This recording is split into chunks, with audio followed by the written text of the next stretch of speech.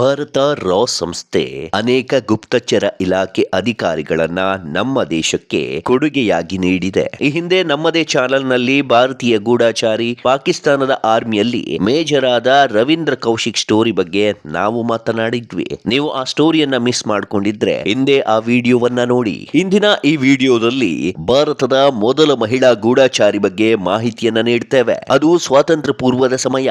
ಬ್ರಿಟಿಷರ ದಬ್ಬಾಳಿಕೆಯಿಂದ ಭಾರತೀಯರು ರೋಸಿ ಹೋಗಿದ್ರು.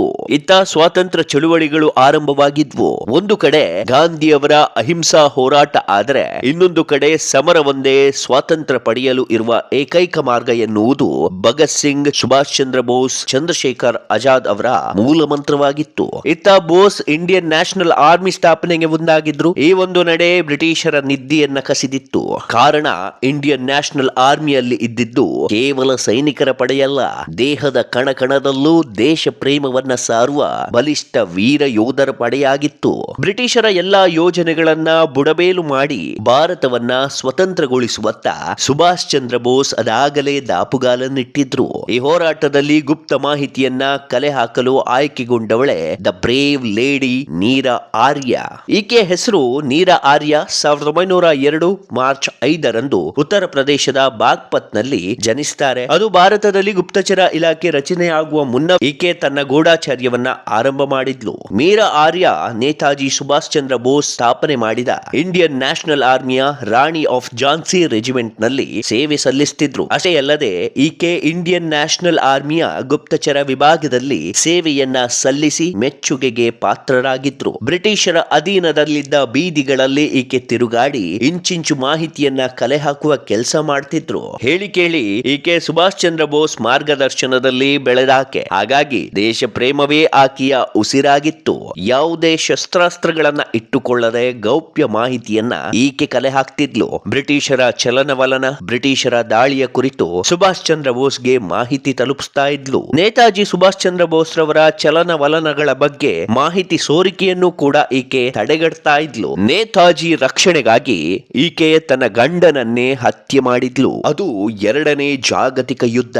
ಗುಪ್ತಚರ ಚಟುವಟಿಕೆ ಆಕೆಯ ವೈಯಕ್ತಿಕ ಜೀವನದ ಮೇಲೂ ಸಾಕಷ್ಟು ಪ್ರಭಾವವನ್ನ ಬೀರಿತ್ತು. ನೀರಾ ಆರ್ಯ ಬ್ರಿಟಿಷ್ ಸಿಐಡಿ ಅಧಿಕಾರಿ ಶ್ರೀಕಾಂತ್ ಜೈರಂಜನ್ ದಾಸ್ ಅವರನ್ನ ವಿವಾಹವಾಗಿದ್ಲು.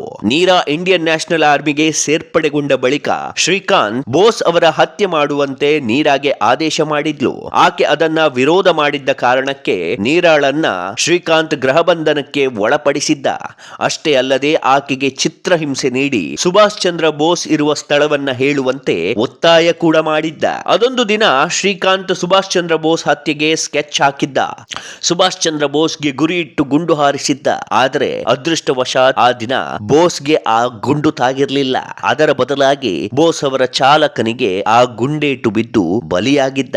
ಈ ವಿಷಯ ನೀರಾಳಿಗೆ ತಿಳಿಯುತ್ತಿದ್ದಂತೆ ಆಕೆ ಕುಪಿತಗೊಂಡು ಚಾಕುವಿನಿಂದ ಇರಿದು ತನ್ನ ಗಂಡನನ್ನೇ ಕೊಂದು ಹಾಕಿದ್ಲು. ಶ್ರೀಕಾಂತ್ ಅವರನ್ನ ಕೊಂದ ಕಾರಣಕ್ಕೆ ನೀರಾಳಿಗೆ ಕಠಿಣ ಶಿಕ್ಷೆಯನ್ನ ನೀಡಲು ಬ್ರಿಟಿಷ್ ಅಧಿಕಾರಿಗಳು ತೀರ್ಮಾನ ನಡೆಸಿದ್ರು. ಆಕೆಯನ್ನ ಅಂಡಮಾನ್ ನಿಕೋಬಾರ್ ದ್ವೀಪದ ಸೆಲ್ಯುಲಾರ್ ಜೈಲಿಗೆ ಹಾಕಲಾಗಿತ್ತು. ಅಲ್ಲಿ ನೀರಾಳಿಗೆ ಘನಘೋರವಾದಂತ ಹಿಂಸೆಯನ್ನ ನೀಡ್ತಾ ಇದ್ರು. ಸುಭಾಷ್ ಚಂದ್ರ ಬೋಸ್ ಎಲ್ಲಿದ್ದಾರೆ ಎಂದು ಮಾಹಿತಿಯನ್ನ ನೀಡುವಂತೆ ಚಿತ್ರಹಿಂಸೆ ನೀಡಿ ನೀರಾಳ ಸ್ತನವನ್ನ ಕತ್ತರಿಸಿ ಆಕೆಯನ್ನ ನರಳುವಂತೆ ಮಾಡಿದ್ರು. ಇಷ್ಟಾದ್ರೂ ಕೂಡ ಆಕೆ ಬೋಸ್ ಬಗ್ಗೆ ಸಾಸಿವೆಯಷ್ಟು ಮಾಹಿತಿಯನ್ನು ಕೂಡ ನೀಡಿರಲಿಲ್ಲ. ಇಂದಿನ ಪ್ರಪಂಚದಲ್ಲಿ ತಂತ್ರಜ್ಞಾನ ಬೆಳೆದು ಮಾಹಿತಿ ಕಲೆ ಹಾಕುವುದು ದೊಡ್ಡ ವಿಷಯವೇನಲ್ಲ.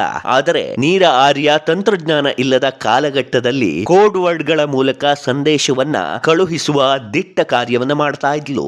ದೇಶ, ಸೇನೆ ಹಾಗೂ ಸುಭಾಷ್ ಚಂದ್ರ ಬೋಸ್ ಬಗೆಗಿನ ಹೆಮ್ಮೆ ಆಕೆಯನ್ನ ದಿಟ್ಟ ಧೈರ್ಯವಂತ ಮಹಿಳೆಯನ್ನಾಗಿ ರೂಪಿಸಿತ್ತು. ದೇಶ ಸ್ವಾತಂತ್ರ್ಯ ಪಡೆದ ನಂತರ ನೀರಾ ಅವರನ್ನ ಅಂಡಮಾನ್ ಜೈಲಿನಿಂದ ಬಿಡುಗಡೆ ಮಾಡಲಾಗುತ್ತೆ. 1998 ಜುಲೈ 26ರಂದು ನೀರಾ ನಿಧನಗೊಂಡರು. ಇಂತಹ ದಿಟ್ಟ ಮಹಿಳೆಯನ್ನ ಭಾರತ ಮರೆತೇ ಬಿಟ್ಟಿದೆ ಎನ್ನುವುದು ಬೇಸರದ ಸಂಗತಿಯಾಗಿದೆ.